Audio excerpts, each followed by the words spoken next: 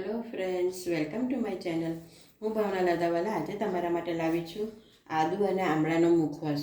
આ મુખવાસ બહુ જ સરસ લાગે છે અને તમને એનાથી થોડોક ખાસો તો એનર્જી પણ આવી જશે.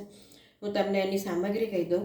આ 500 ગ્રામ જેટલા આમળા છે, 1 વાટકી ખાંડ, અડધી વાટકી વલિયારી સહેજ ક્રશ કરેલી છે, બહુ ભૂકો નથી કરવાનો, અધકચરી જ રાખવાની છે, અને આદું થોડુંક, મીઠું ચપટી, 1 ચમચી મીઠું. તો હવે આપણે રીત ચાલુ કરીએ. સૌથી પહેલાં આ આમળાને આવી રીતના છીણી કાઢવાના છે.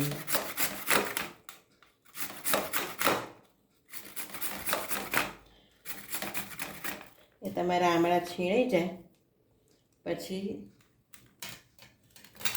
એનો સેજ દબાઈને એનો રસ કાઢી લેવાનો છે.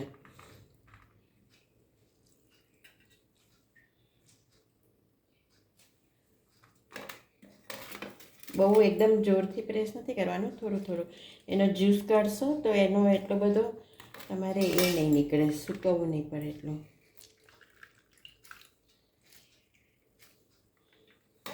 અને આ જ્યુસનું તમે શરબત બનાવી દેશો તો બહુ જ સરસ લાગશે.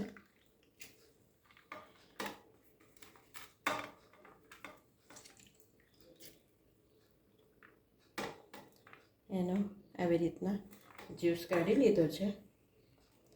હવે એમાં 1 ચમચી જેટલું મીઠું નાખવાનું છે. લગભગ છીણ તમારે 2 વાટકી છીણ હોય તો 1 વાટકી ખાંડ લેવાની છે, એ પ્રપોર્શનમાં લઈ લેજો. આ ખાંડ નાખી, આદું છીણેલું નાખ્યું છે. આદું તમારે ટેસ્ટ અકોર્ડિંગ, તમને બહુ તીખું ખવાતું હોય તો તમે વધારે પણ નાખી શકો છો. અને અધકચરી વલિયારી છે અડધી વાટકી. આ બધું સરસ બરાબર મિક્સ કરી દેવાનું છે. આ બરાબર મિક્સ કરીને એને લગભગ 1-2 કલાક નીચે રાખીને પછી તમને બતાડું.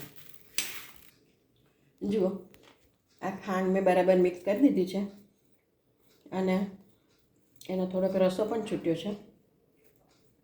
એને કલાક જેવું નીચે રાખીને પછી આને ટેરેસ ઉપર મૂકવાનું છે સૂકવવા માટે. રોજ રાતના હલાવી દેવાનું અને સૂકાતા લગભગ 2-3 દિવસ થશે. એ બરાબર સૂકાઈ જાય પછી કેવું લાગે છે હું તમને બતાડું. જુઓ, લગભગ 3-4 દિવસ પછી આવું સરસ સુકાઈ ગયું છે. અને આ થોડુંક આવું પોચું જ રહેશે. આ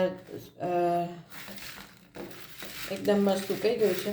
પછી તમારે એને એરટાઇટ કન્ટેનરમાં આવી રીતના ભરી લેવાનું છે.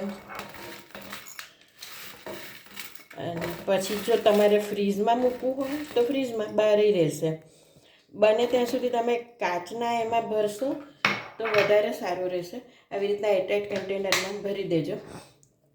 જો બહુ વધારે હોય તો તમે એને ફ્રીઝમાં રહેવા દેજો. આ તમારો બહુ જ હેલ્ધી અને ટેસ્ટી એવો મુખવાસ થઈ ગયો છે આદુ ને આમળાનો તૈયાર. જો તમને મારી આ રેસીપી પસંદ આવી હોય તો પ્લીઝ મને સબસ્ક્રાઈબ જરૂરથી કરજો અને બેલ બટન દબાવજો. Thank you.